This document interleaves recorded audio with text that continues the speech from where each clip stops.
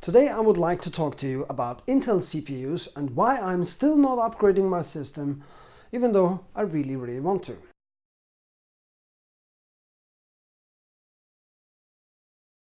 Now my computer has an Intel i5 2500K, which came out in 2011. I have 16 GB of DDR3 RAM, which for games is not actually required, but for video editing is definitely necessary, and my graphics card is a GeForce GTX 770, which is pretty much a mid-range card. None of my components have ever been overclocked. I still haven't found it necessary. Now I recently tried to find a benchmark that includes my old CPU alongside some newer processors Intel has to offer. I found that upgrading to a comparable CPU is totally useless for a PC gamer. My old CPU cost me around €250 when I bought it, and the newest i5 around the same price range offers nothing to convince me to upgrade. Intel wonders why the PC market is in bad shape. It's not only because people switch to, phones and tablets, it's also because their new CPUs offers little performance improvement for PC gamers. So let's take a closer look, comparing my old i5 2500K with the i5 6600K, so generation 2 against generation 6 actually. The benchmark I found is linked in the description below this video, but unfortunately it's in German. But since this is the only benchmark I could find that has not only the newest CPUs but also my old one, I didn't have much choice. Please keep in mind that I'm not just an enthusiast who has built his own computers since 2001, but I'm not a hardware expert. I don't know the exact details and differences between their processor architectures, but I can read the numbers in this benchmark and interpret them. So in Call of Duty Advanced Warfare, which I actually played on my computer, the new i5 6600K has a whole 2% more better performance compared to the old 2500K. 2%. GTA 5 looks a little better, with the 6600 being 23% ahead of my old CPU, but considering I played GTA 5 with decent settings on my system, and we're talking 4 generations and 5 years of improvement, I don't consider that all that much. The same story goes for F1 2015, the Formula 1 racing game, where the new 6600 is only 28% better than my old 2500.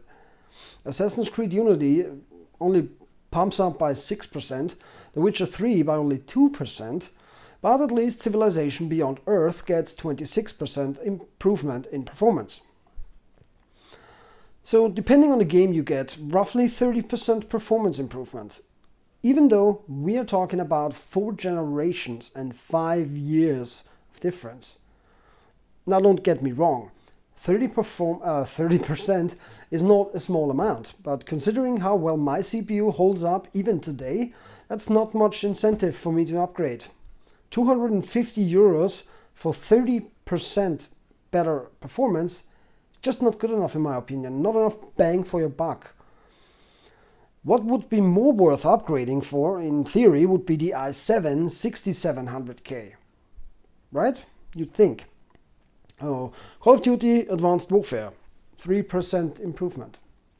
GTA 5, 43%. F1, 24%. Assassin's Creed Unity, 9%. Witcher 3, 2%, so nothing at all actually. Civilization Beyond Earth, 36%. So the i7 6700K is a bit better, but since it also costs a lot more at currently €338, it's still not really worth it considering those numbers. So my point is, for gaming, a strong multi-core CPU is useful, depending on the game, no question. Some games are simply not very well optimized to take advantage of the newer CPU architecture. At least that is the impression I get from reading those numbers. Call of Duty Advanced Warfare, Witcher 3 and Assassin's Creed Unity show only a small improvement in new CPUs compared to my old one. So that's not really worth anything in my opinion. But nothing matters more for gaming than a decent graphics card. So if you decide to upgrade your 5-year-old machine, don't go overkill on a CPU that brings you barely any improvement, when you can take that money and get a better graphics card. For applications like video rendering, the story might very well be different. Keep that in mind. But this video only discusses gaming performance. So when the new NVIDIA GeForce 1070 hits the market in about 1 month or so, I will definitely take a closer look at benchmarks and maybe switch it out or take my old 770 and throw it out. I don't know. Depends on the price. The real market price, not the one NVIDIA says. Another good example of this is my Cockpit computer. If you remember, a few months back I built a Cockpit for Elite Dangerous. The link of the video will be in the description. The computer for that Cockpit has a first generation i5 750 with 8 gigabytes of memory, and the only thing I upgraded for the Cockpit was the graphics card because the old one was just way too loud. So I bought a GTX 950 and Elite Dangerous runs perfectly fine, even after the higher hardware requirement that came along with the Horizon expansion. I get anywhere from 30 to 40 frames when landing on a planet to over 100 frames in spaceflight, and the CPU in that machine came out in 2009. That's 7 years ago. So dear Intel, it is very nice of you to make new CPUs more efficient and less power hungry. But there are hundreds of thousands of PC gamers out there that you could actively target by giving us a little more performance in the upcoming generations, if there will be any upcoming CPUs from you at all. Maybe that is the way to revive the PC market a little, who knows? I mean, I'm not an expert, I'm just a gamer who wants to game. So now, if you will excuse me, I have to go and play the new Doom on Full HD on high settings at 60 frames a second on my 5-year-old computer. Because I can. Don't believe me? 2500K? GTX 770. Let's start Doom. If I find it. Now this will take a while and I will not cut away, just so you see this is a video that has not been cut or manipulated. Oh yeah, video is still running. It takes a while since I have disabled the intro videos. Let's see how my CPU usage is doing.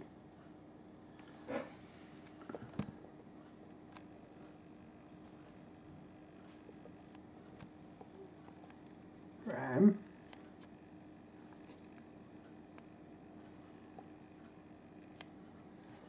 I think the game is about to start. Hey, Doom. Right now? At 60. Doesn't mean much because it's the menu. So let's start a new campaign.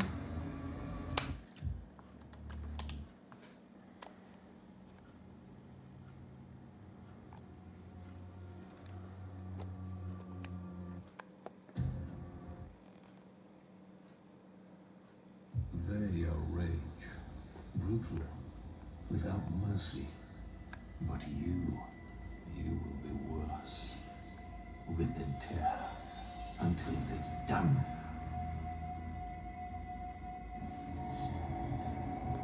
Blah, blah, blah.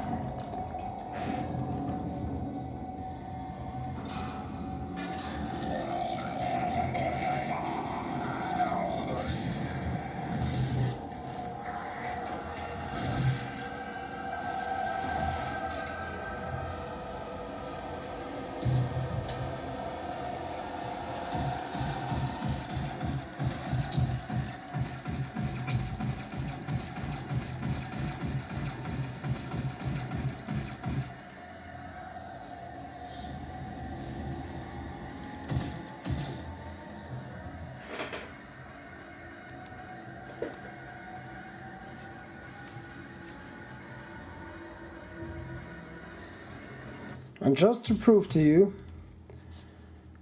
advanced, this is all on high.